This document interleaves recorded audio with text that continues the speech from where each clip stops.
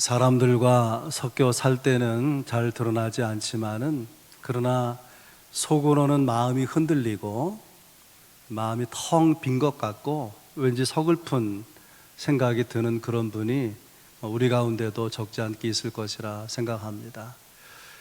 성실하게 살면 얼마든지 성공할 수 있다, 그런 생각으로 최선을 다해서 살아왔지만은 삶을 되돌아보면은 손에 쥔 것이 없는 것 같은 그런 느낌이 드는 것이죠. 왠지 모르게 내 인생이 참 힘들다, 고단하다. 그리고 한편으로 이런 생각이 불쑥 들어옵니다. 나는 행복하지 못한 것 같다. 내 인생은 만족스럽지 못하다. 내가 좀 외로운 것은 아닌가, 그런 생각이 이렇게 마음에 스며들 때가 있는 줄 압니다. 가을 타는 것일까요? 그런 게 아니고 누구나 자기의 마음을 정직하게 맞닥뜨리면 비슷한 고백이 나올 수 있는 삶 가운데 있는 사람들이 적지 않다는 것입니다. 그렇게 힘들어하는 사람이 본문에 나오는 사람 시몬 베드로입니다. 5절에 베드로가 예수님 앞에 이렇게 고백하죠. 밤이 새도록 수고하였으되 잡은 것이 없습니다. 베드로는 어부죠.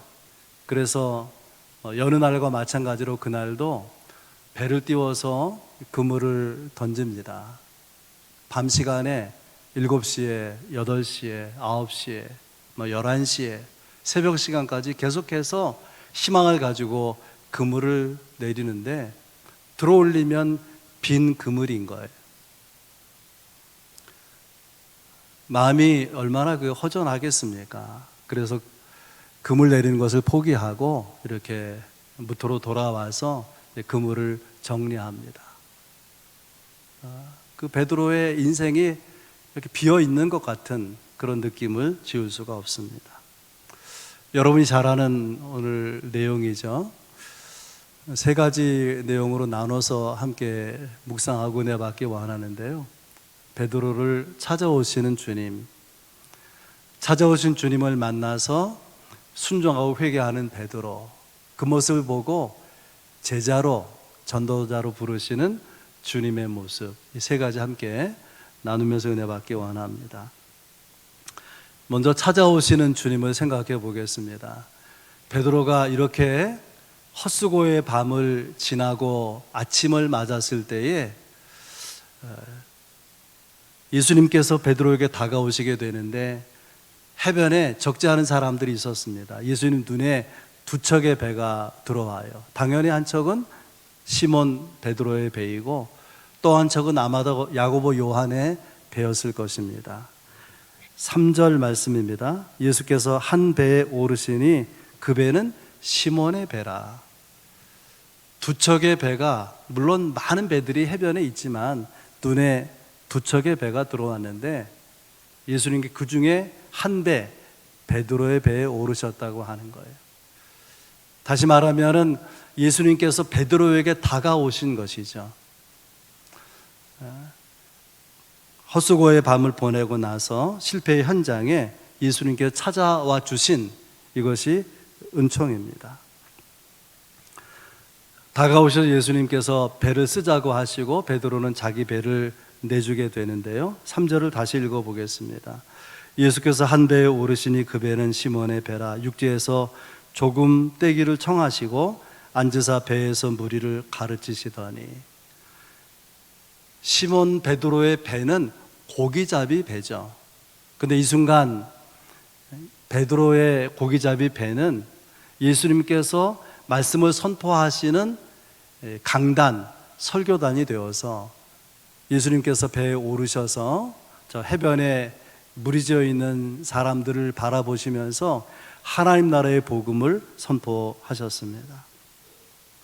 우리가 이 본문을 대할 때 흥미롭게 발견해야 되는 내용이 있어요. 그것이 뭐냐면은 예수님께서 사람들에게 무엇을 요구하실 때는 마치 자기 것인 양 요구하신다는 거예요.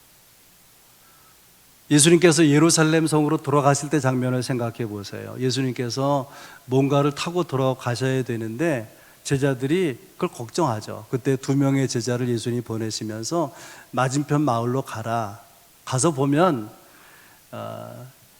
나귀와 아직 사람을 태워보지 않은 어린 나귀 새끼가 있을 것인데 그것을 풀어서 가지고 오라. 그냥 가져오라는 거예요. 그냥 가져오라. 그리고 한마디를 덧붙이십니다. 만약에 누가 뭐라고 그러거든 주가 쓰시겠다 하라. 당연히 묻지 않겠습니까? 남의 걸 가져가니까. 그러면 주가 쓰시겠다 하라. 그것이 예수님께서 알려주신 내용이에요. 주인인 것처럼. 여러분 생각해 보셨습니까? 실제 주인은 예수님이에요. 주인 맞습니다. 십자가 지시기 전에 마지막 만찬을 제자들과 나누실 때에도 마찬가지인데요.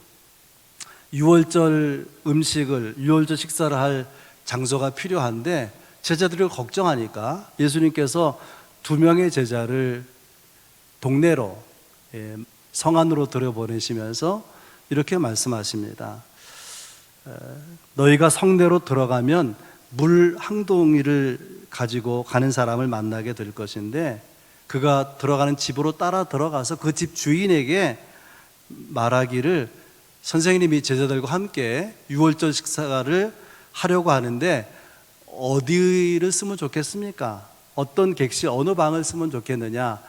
그렇게 말하라고 예수님께서 알려주셨습니다. 여러분 이 장면이 혹시 성경에 있다고 아십니까? 그냥 그 집 건물 주인에게 우리가 쓸 방 달라는 거예요. 돈 내고 달라는 게 아닙니다. 여러분 이렇게 자기 것처럼 나귀와 나귀 새끼를 끌고 오라고 하시는 분, 자기 것처럼 방을 내어놓으라고 하시는 분, 그분은 도대체 누구십니까? 결론부터 말씀드리면 그분은 창조하신 창조주 하나님이시고 세상 만물을 다스리시는 우주의 주권자 하나님이십니다. 베드로가 결론적으로 보면 자기 배를 예수님께 내어드리죠.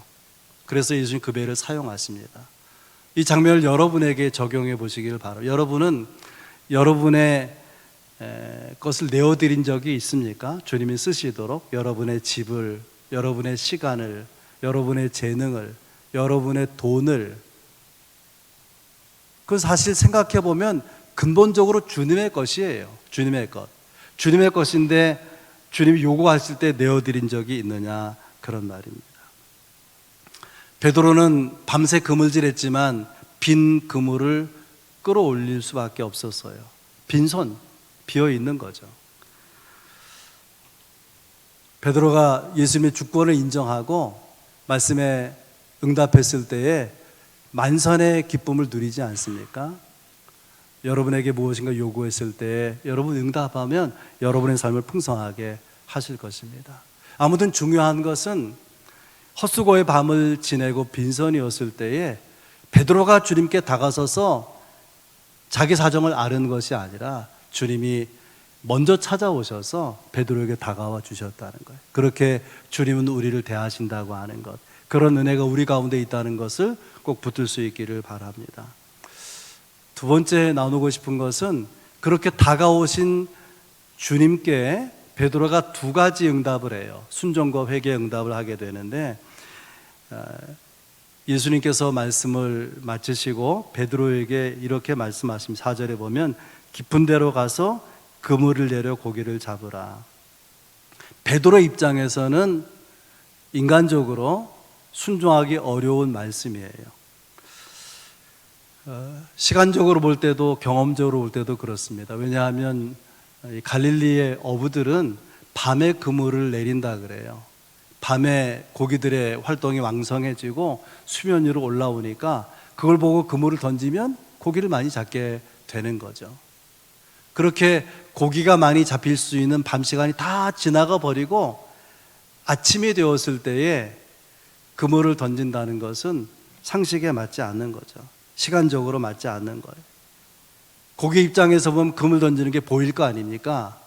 어느 바보 같은 고기가 그물 던지는데도 나 잡아가세요. 그런 고기가 어디 있겠어요? 다 도망가 버리고 없는 것이죠. 그리고 또 생각해 보면 이 베드로가 얼마나 몸과 마음이 지쳐 있겠습니까? 밤새 그물질하면서 빈 그물을 끌어올렸잖아요. 그리고 지금 이 시간은 이제 무트로 해변으로 다가와 가지고 그물을 내려서 씻고 있는, 그물을 정리하고 있는 시간이에요. 예수님 말씀에 응답하려고 하면 그 그물을 다시 배에 올려야 되고 그 배를 띄워서 노를 저어서 바다 가운데로 가야 되지 않습니까? 다 수고로운 일이죠. 올려봤자, 그물을 내려봤자 끌어올리면 빈 그물일 텐데 그런 수고를 또 해야 되나? 왜 이런 생각이 베드로에게 없었겠습니까? 그래서 인간적으로 예수님의 말씀은 순종하기 어려운 명령이다라고 하는 거예요. 근데 놀랍게도 베드로가 순종하죠. 5절 말씀, 선생님 우리들이 밤이 새도록 수고하였으되 얻은 것이 없지만은 말씀에 의지하여 내가 그물을 내리리이다. 말씀하신 대로 순종했어요. 베드로의 경험과 다르고 베드로가 알고 있는 상식과 다르고 그가 고기를 잡으면서 익힌 고기잡이 기술, 어부의 기술의 내용과 전혀 다르지만은 그분이 말씀하셨기 때문에 순종했다라는 것입니다. 이것을 어떤 분이 원타임 순종이라 그랬어요. 한 번 순종해 보겠다. 그냥 안 맞지만은 그분 생각하고 그분 체면, 그분 존중하는 마음으로 순종한다 그 말이죠. 그랬더니 어떻게 되었습니까? 6절에 보면 고기를 잡은 것이 심이 많아 그물이 찢어지느니라. 이 경험을 한 베드로가 깨달은 게 뭘까요? 그동안에는 상식으로, 지식으로, 기술로 삶을 살아왔어요. 그걸 주장했습니다. 그러나 지금 이 사건 속에서 상식을 넘어서서, 지식을 넘어서서, 경험을 넘어서서 일어나는 일이 있다라는 사실을 깨닫게 된 것 아니겠습니까? 그래서 베드로가 회개하죠. 주여 나를 떠나소서 내가 죄인입니다. 사실 이것은요, 이 기적의 사건에 대한 자연스러운 반응은 아니에요. 자연스러운 반응은 이런 것이죠. 대단하십니다. 정말 놀랍습니다. 어떻게 이 시간에 고기들이 거기 몰릴 것을 아셨습니까? 그 고기 잡는 스팟이 거기라는 거 어떻게 아셨습니까? 대단합니다. 이게 자연스러운 반응인데 엉뚱하게도 제발 나를 떠나주세요. 나는 죄인입니다. 왜 이렇게 베드로가 반응하게 된 것이냐? 적어도 두 가지 이유가 있어요. 하나는 베드로가 의심했다는 거예요. 믿지 못했다는 거예요. 말씀하시기 때문에 그물을 내리지만 틀림없이 건져 올리면 빈 그물일 거다. 고기라는 거 잡지 못할 거다. 내가 전문가 아니냐. 사실 그러지 않아요? 베드로는 이 고기 잡는 것이 전문이에요. 프로페셔널 어부인 거죠. 예수님은 어부가 아니라 목수의 아들이고 목수 일을 했던 사람이잖아요. 분야가 다르죠, 분야가. 아무튼 이런 베드로의 의심, 신뢰하지 못하는, 다 믿지 못하는 베드로의 마음을 아무리 읽어봐도 꾸짖는 내용이 없어요. 그냥 그걸 덮어버리십니다. 그런 주님이 너무 고마운 거죠. 여러분, 진지한 회개가 어디서 이루어집니까? 애들을 이놈아 너 그러면 안 돼 하고 매로 때리면 잘못했다고 할 때 그게 진짜 잘못했다고 회개한 것입니까? 뉘우친 거예요? 은혜를 경험할 때에, 사랑을 느낄 때에, 이렇게 배려를 경험할 때에 그때 진지한 회개가 이루어지게 되는 것이죠. 더 중요한 것, 베드로가 이렇게 나를 떠나서 내가 죄인입니다 회개하게 되는 것은요, 자기 앞에 있는 예수가 사람들이 다 그렇게 아는 인간 예수가 아니라 하나님이라는 사실이 이게 강하게 다가오게 된 거예요. 그는 바다 깊은 속을 알고 계시잖아요. 베드로의 마음을 헤아리고 계시지 않습니까? 어쩌면 베드로의 과거까지 다 뚫어보고 계시는 그런 하나님으로 다가오게 될 때에 베드로가 느낀 것은 내가 허물이 많구나, 내가 죄가 많구나. 그래서 어떻게 생각하면 엉뚱하게도, 뚱딴지 같게도 내가 죄인입니다, 나를 떠나소서, 이렇게 고백하게 된 것이죠. 이사야서에 보면 이사야도 비슷한 반응을 보이는데요. 우시야 왕이 죽어요. 걸출한 영도적 지도자가 죽고 나라의 미래가 염려가 될 때에 그렇게 정치인이었던 귀족이었던 이사야가 하나님의 성전에 들어가서 나라를 걱정하면서 엎드리는데요, 환상 가운데 하나님의 영광이 그를 압도하는 거예요. 하나님의 보좌가 높이 들린 가운데 영광으로 가득한 가운데에 천사들이 노래를 합니다. 거룩하다 거룩하다 거룩하다 만군의 여호와여, 그의 영광이 온 땅에 충만하도다. 하나님의 거룩함과 하나님의 영광이 이사야에게 압도해 들어올 때에 그는 엎드려지게 되고요, 그리고 이렇게 고백하게 됩니다. 화로다 나여 망하게 되었도다. 나는 입술이 부정한 사람이요, 나는 입술이 부정한 백성 중에 거주하면서 만군의 여호와이신 왕을 배웠음이로다. 하나님을 대면하고 놀랍게 깨닫게 된 게 뭐냐면 내가 더럽다는 거예요. 입술까지 부정한 자기의 모습이 느껴지게 된 거예요. 여러분, 하나님을 정말 만난 사람, 하나님의 임재를 강하게 경험한 사람의 공통점은 다 이렇게 베드로처럼 이사야처럼 자기의 죄인됨을 보고 회개하게 된다는 것입니다. 그리고 그 순간이 정말 하나님의 백성으로 출발하는 시간이고 정말 그리스도인으로 새롭게 출발하는 시간이 된다는 것입니다. 이 사건을 경험하고 베드로가 주님을 부르는 호칭이 달라져요. 경험하기 전에 뭐라고 불렀냐면 선생님이라고 불렀어요. 보통 유대 사람들이 선생님이라고 부르는 호칭은 디다스칼로스, 가르치는 자라, 그런 뜻이에요. 가르치는 자가 선생 맞죠. 그런데 베드로는 예수님의 제자가 아니거든요. 예수님의 가르침 받은 사람이 아니에요. 그런데 선생님이라고 부른 그 선생님은 디다스칼로스가 아니라 에피스타테스라고 하는 단어예요. 이건 뭐냐면 그 나라에서, 그 지역에서 사회적인 지위가 높은 행정관, 고위 그 직권자, 이런 사람들을 가리켜서 에피스타테스라 그렇게 말합니다. 베드로는요, 오늘 사건 전에 누가복음 4장에 보면 예수님 자기 집에 들어오셔서 자기 장모 열병을 고쳐주신 거예요. 부탁도 안 했는데. 그게 너무 고맙지 않습니까? 그리고 사람들이 사랑하고 존경하는 그분을 대하면서 그분을 에피스타테스, 선생님이라고 부르게 된 것입니다. 그런데 이 누가복음 5장의 이 사건을 경험하고, 그리고 베드로가 예수를 뭐라고 부르냐면 퀴리오스라고 불러요. 퀴리오스는 주님, 주여, 그런 뜻입니다. 어떻게 이렇게 호칭이 변화되었는가? 말씀드린 대로 베드로는 전문 어부고요, 예수님은 목수 출신 아닙니까? 그런데 베드로보다도 고기가 어디에 많은지를 아시는 거예요. 아무래도 이분은 보통 분이 아니라는 것을 깨닫게 된 거죠. 자기도 모르게 퀴리오스라고 부르게 된 것이고요. 이 퀴리오스라는 말이 당시 어떻게 쓰여지는가 하면 황제를 향해서 쓰여지는 거예요. 가이사 황제는 나의 주인입니다. 그때 그 주가 퀴리오스예요. 그리고 로마 사람들은 황제를 신의 아들이라고 여기고 신을 숭배하실 황제를 숭배하는 거예요. 그때 그 황제를 퀴리오스라고 부르거든요. 근데 이 퀴리오스를 예수님을 향해서 붙인 거예요. 그러니까 베드로에게 지금 예수는 어떤 분으로 다가오고 경험되고 있는가 하면 신적 존재로 우리가 기다려온 메시아 아닐까, 우리를 구원할 구주가 아닐까, 그런 기대감 가운데서, 깨달음 가운데서 예수님을 퀴리오스라 부르는 것입니다. 만약에 베드로가 생각하기에 예수님이 사람들 가운데 비교할 때에 위대한 사람이었다면은, 뛰어난 사람이었다면은 이 만선의 기쁨을 경험했을 때 이렇게 반응했을 거예요.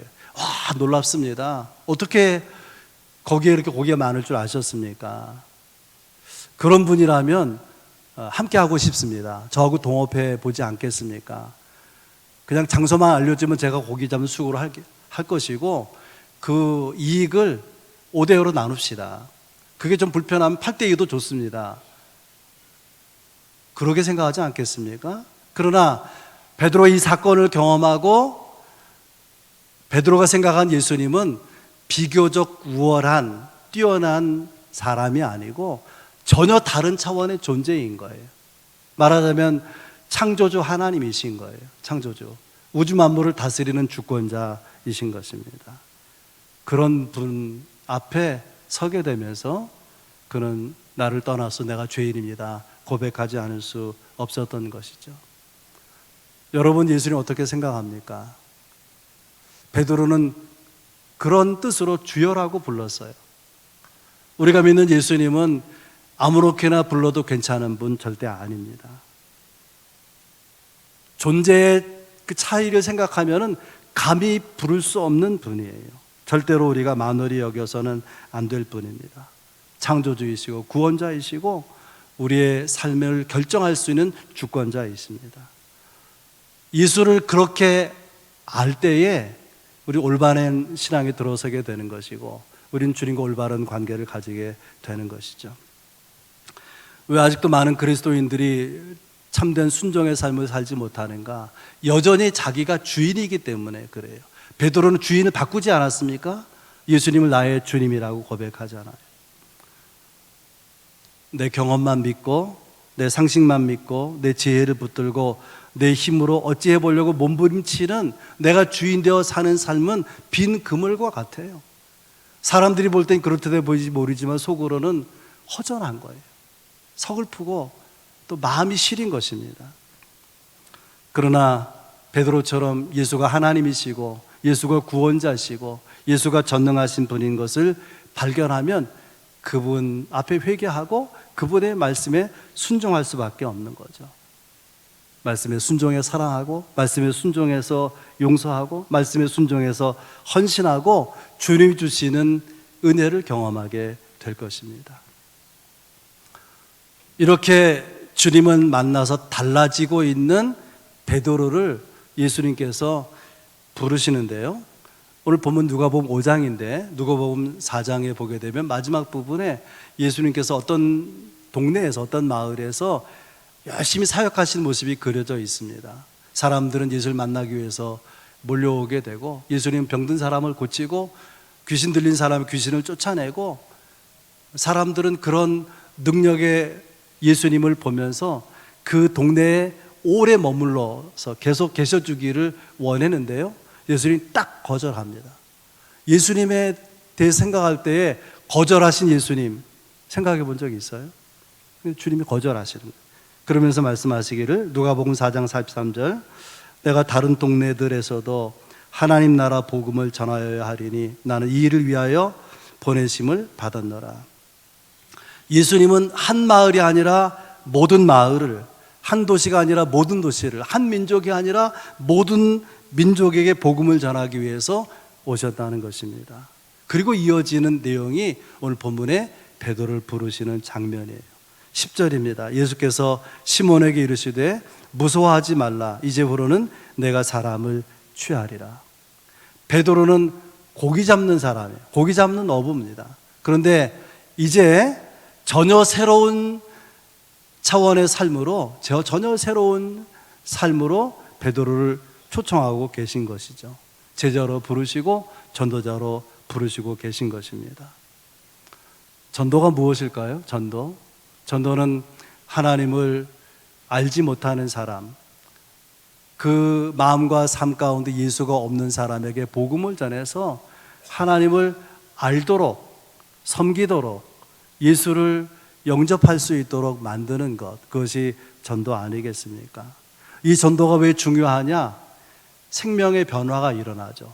죽을 수밖에 없는 존재가 하나님 나라에 영원히 사는 그런 거듭난 생명이 되게 하지 않습니까? 그런 의미의 거듭난 영적 생명은 얼마나 귀하냐? 천하보다 귀하다, 천하보다. 여러분, 사람은 하나님 만드신 많은 피조물 가운데 뛰어난 하나가 아니라 하나님의 형상을 따라 지음받은 유일한 존재예요. 하나님의 형상이 우리 안에 있습니다. 우리에게 영혼이 있어서 하나님을 묵상하고 하나님과 교제하고 하나님 예배하고 그 은혜를 누리고 사는 것이죠. 영혼을 가진 존재가 주님을 모르는 가운데에 지옥 같은 삶을 살지 아니하고 복음을 통해서, 복음 전도를 통해서 하나님 나라를 소망하고 그 나라의 백성으로 살아가고 그 하나님을 누릴 수 있는 사람이 되게 하는, 이게 전도 아니겠습니까?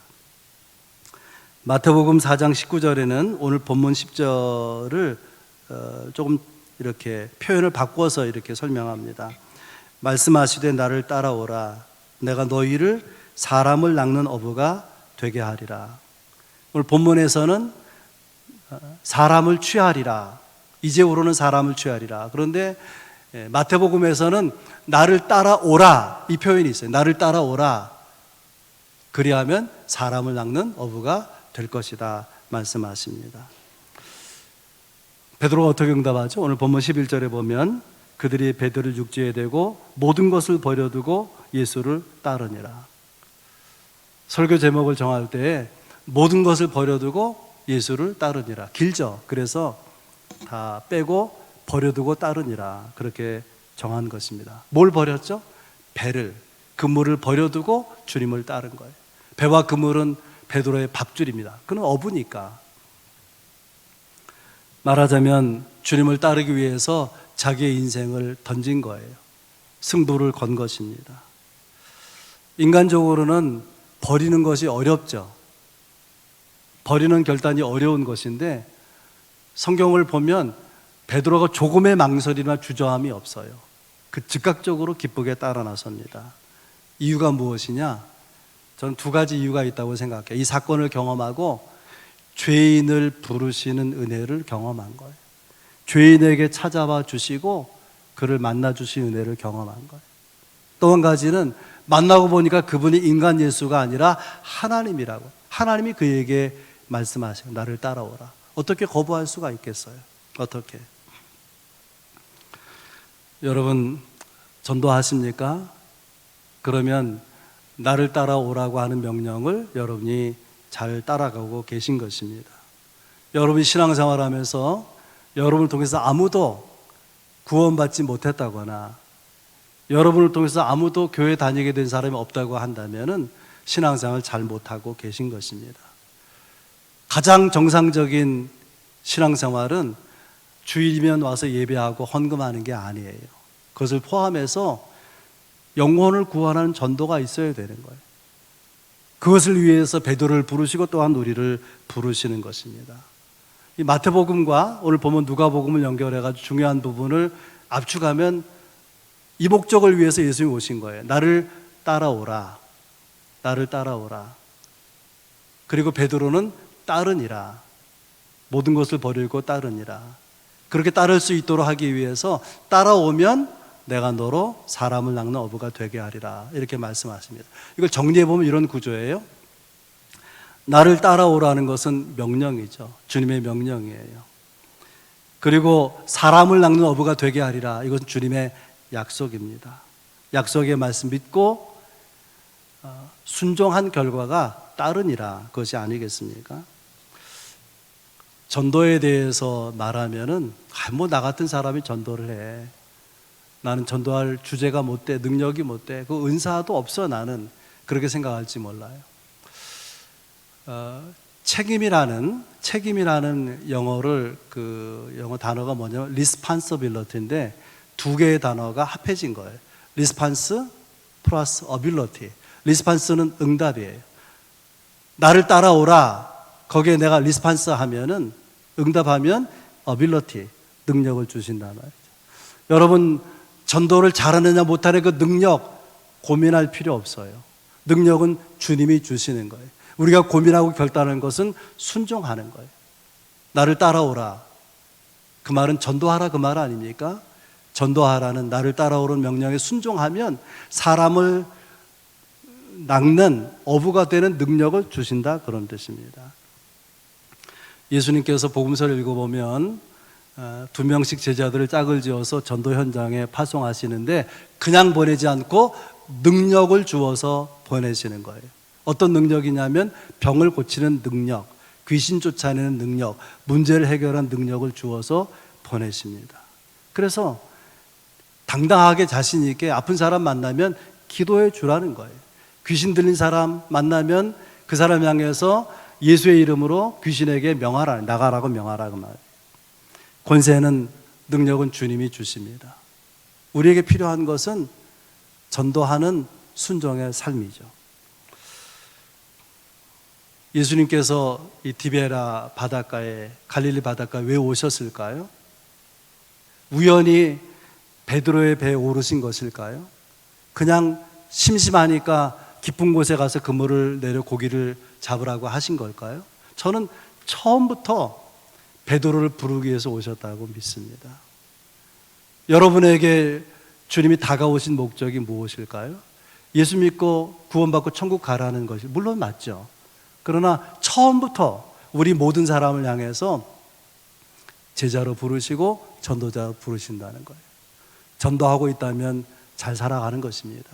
한 번도 전도한 적이 없다면 회개하셔야 되는 거예요. 우리가 주의 말씀에 순종하면 사람을 낚는 어부가 되게 하리라. 그 은혜를 경험할 뿐 아니라 말씀에 순종하는 자를 채우시는, 2배 가득하게 그물이 찢어질대로 채우시는 은혜로 여러분의 삶을 축복해 주시리라 믿습니다.